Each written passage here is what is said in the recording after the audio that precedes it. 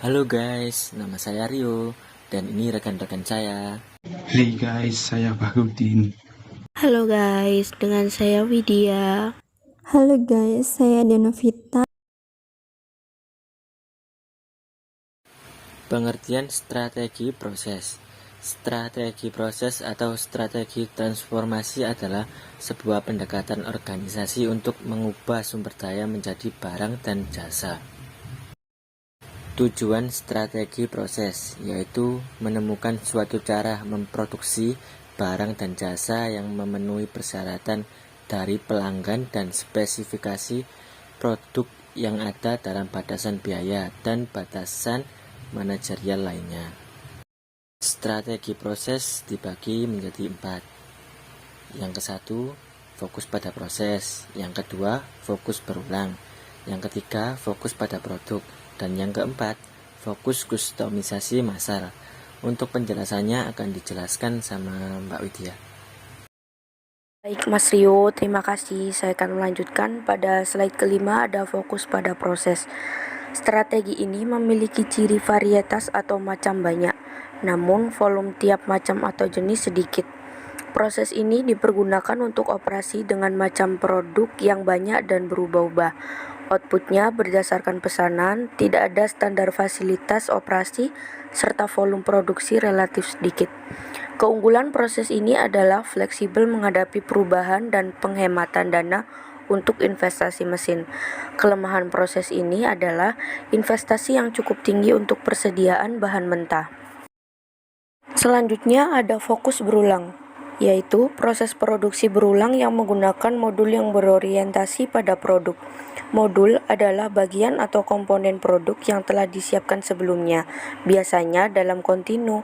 Lini proses berulang sama dengan lini perakitan klasik. Lini ini digunakan secara luas di hampir seluruh perakitan mobil dan peralatan rumah tangga. Selanjutnya ada fokus pada produk. Model produk tidak mudah berubah, permintaan besar, intensif modal. Hal ini disebabkan karena biasanya menggunakan mesin khusus, memaksimumkan penggunaan, menghindari terjadinya penghentian, karena kerusakan salah satu mesin menyebabkan keseluruhan proses terhenti.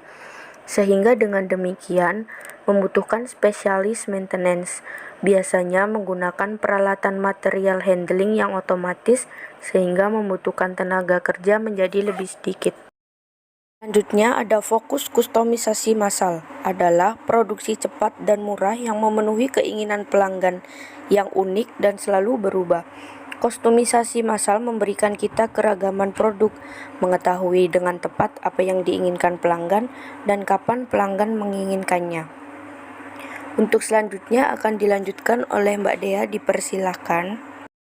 Halo guys, saya Denovita akan melanjutkan slide ke-8. Analisis dan desain proses.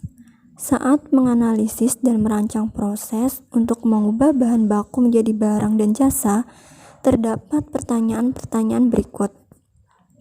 Yang pertama, apakah prosesnya dirancang untuk mencapai keunggulan bersaing dari segi diferensiasi, respon cepat, atau biaya rendah? Yang kedua, apakah prosesnya memaksimalkan nilai pelanggan sebagaimana dilihat oleh pelanggan? Sejumlah perangkat dapat membantu memahami kompleksitas dari desain proses dan perancangan ulang proses. Perangkat tersebut merupakan cara sederhana untuk memahami apa yang terjadi atau apa yang harus terjadi dalam proses. Kelima perangkat tersebut ialah diagram alir, pemetaan fungsi waktu, pemetaan aliran nilai, diagram proses, dan perencanaan pelayanan. Desain proses pada sektor jasa. Sebuah jasa pada dasarnya memerlukan adanya kebutuhan interaksi dengan pelanggan. Walaupun interaksi dengan pelanggan sering memberikan pengaruh buruk pada kinerja proses. Mengenali keinginan unik pelanggan menjadikan manajer operasional mendesain prosesnya untuk memenuhi persyaratan khusus ini agar proses menjadi efektif dan efisien. Selanjutnya akan dilanjutkan oleh Mas Baharudin, dipersilakan. Peluang untuk menghasilkan proses jasa. Tata letak. Tata letak desain merupakan suatu kesatuan dalam banyak proses jasa, terutama pada toko eceran, restoran, dan perbankan.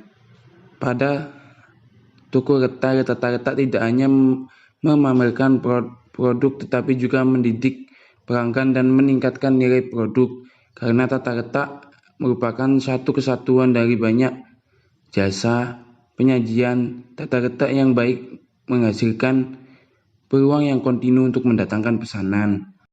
Pemeliharaan peralatan dan teknologi. Teknologi produksi. Perkembangan teknologi diperlukan untuk mendorong produktivitas dan dapat diterapkan di semua sektor, baik dalam bidang manufaktur maupun jasa. Teknologi jasa.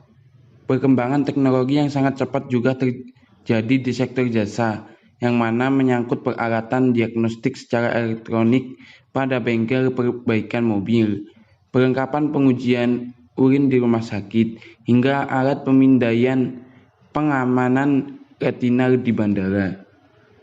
Rekayasa ulang proses, yaitu proses pemikiran kembali dan mendesain ulang bisnis secara radikal untuk membawa peningkatan kinerja secara dahsyat. Hal ini dilakukan karena kedinamisan yang ada di mana konsumen teknologi maupun bauran produk berubah.